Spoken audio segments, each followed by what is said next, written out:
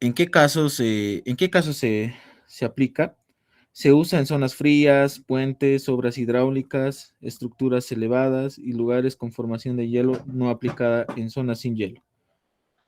La forma de aplicación, sería actúa como carga horizontal, vertical o dinámica.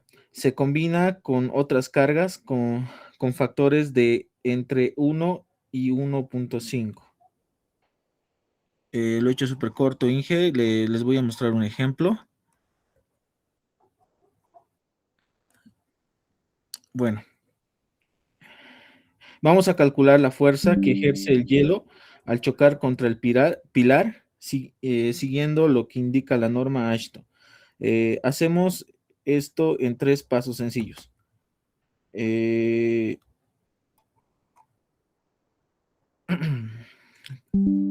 Calculamos el área de contacto. Primero debemos saber cuánta superficie toca el hielo contra el pilar. Esta área se obtiene multiplicando el ancho del pilar por el espesor máximo del hielo que se forma. Con esto sabemos qué parte de la estructura recibe directamente la fuerza del impacto. Eh, en el paso 2 calculamos la presión del diseño. Ahora calculamos cuánta fuerza ejerce el hielo por cada unidad de superficie. Para esto usamos la fórmula que está acá. Eh, lo que hacemos aquí es convertir primero la resistencia del hielo de megapascales a kilopascales para usar las mismas unidades. Luego multiplicamos esa resistencia por los coeficientes de seguridad y forma por el espesor del hielo y por la velocidad a la que se mueve. Con esto obtenemos la presión total que genera el hielo al chocar. Por último, calculamos la fuerza total del impacto. Para saber cuánta es la fuerza total que debe resistir el pilar, multiplicamos la presión que acabamos de calcular por el área de contacto y lo ajustamos con el coeficiente de forma de la estructura. El resultado que obtenemos es la fuerza horizontal total que ejerce el hielo sobre la estructura y que debemos tener en cuenta para diseñarla de forma segura. Eso sería ingenio. Ya, perfecto. Básicamente la carga del hielo tiene que ser mejor. Puedes compartir. Em, Tiene que ser considerada en los casos en los cuales esté el puente ubicado en mar, ¿no? Porque ahí sí tenemos deshielos. Como tal, el granizo dentro de nuestra normativa se encuentra, tiene que ser calculado de acuerdo al espesor y a la zona, pero como tal, la carga de hielo es mucho más preponderante en las zonas en las cuales nos encontremos en mares.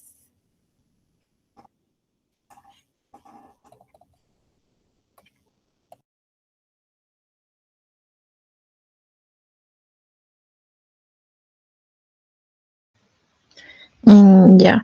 Buen día, compañeros. Buen día, Inge.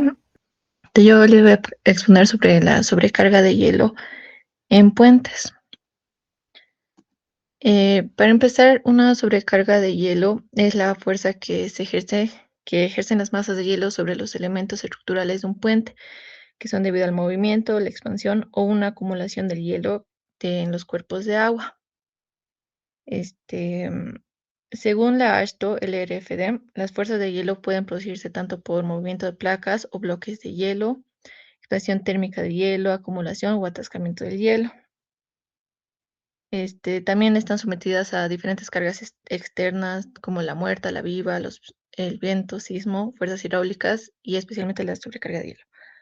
En las regiones frías es donde se puede presentar más lo que es la sobrecarga de hielo, pero esta se ejerce más en el tema de pilas. Ahora, su símbolo en la AASHTO se representa como ICE, que es la ice load, que es la carga de hielo. Y en la normativa Esta se presenta como fuerzas horizontales, impactos dinámicos, presiones por expansión y cargas verticales por adherencia. Ahora, ¿cuándo se aplica la carga de sobrehielo?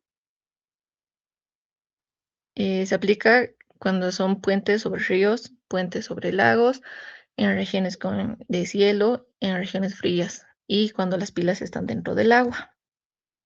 Ahora, en los tipos de sobrecarga de hielo que tenemos tanto la carga dinámica y la carga estática. En la carga dinámica eh, es el hielo en movimiento que produce impactos y genera vibraciones. En la carga estática tenemos el hielo fijo, que sería una presión lenta y continua y también una expansión térmica. Ahora, ¿cuáles serían las diferencias entre carga dinámica y estática? En la carga dinámica tenemos lo que es el movimiento, son las fuerzas rápidas, las que generan vibraciones y producen impactos. En las cargas estáticas tendrías las que no tienen movimiento, tienen una presión lenta, luego también una fuerza gradual y también una presión continua. Ahora, ¿cómo se aplica la carga? En el tema de dirección se aplica generalmente horizontal, siguiendo el flujo del agua. Lo que más se afecta en este momento serían las pilas, los estribos, los pilotes. Y en su combinación, la carga de ice load se combina con carga muerta, carga viva, viento y sismo. Acá podemos ver la fórmula principal que se utiliza, donde F sub I es la fuerza total del hielo, que es igual a P, la presión o resistencia del hielo, por T, que es el espesor del hielo, y por B, que sería ancho proyectado de la pila.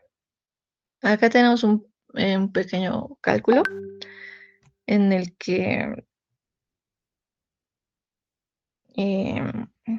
la resistencia del hielo sería 500 kilonewtons sobre metro cuadrado, el espesor de hielo sería 0.40 metros y el ancho de la pila sería 2 metros. Entonces ahí se reemplazan los valores y un resultado de fuerza de hielo tendríamos como 400 kilonewtons. Ahora, en los métodos de cálculo que podemos utilizar está el método de presión estática, el método dinámico y también se puede utilizar los métodos computacionales. Y recomendaciones que tendríamos de diseño sería tener pilas rompehielo, también evitar pilas esbeltas y también hacer un estudio climático, tanto como sería la temperatura, el espesor de hielo y el historial climático. Y eso es todo. Ya. Muchas gracias. Ahí vamos a llegar, chicos. Los últimos que falten van a iniciar la siguiente clase, por favor. ¿Ya? Gracias. Nos vemos en la siguiente clase. Ya saben, cualquier duda, consulta de los ejercicios, me avisan el siguiente jueves y ahí cerramos para el examen.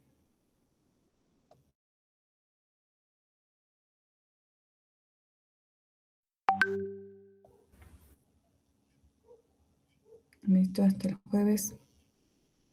Hasta el jueves, Inge, hasta luego. Hasta luego, Inge. Chao, Inge, se cuida. Hasta luego, Inge.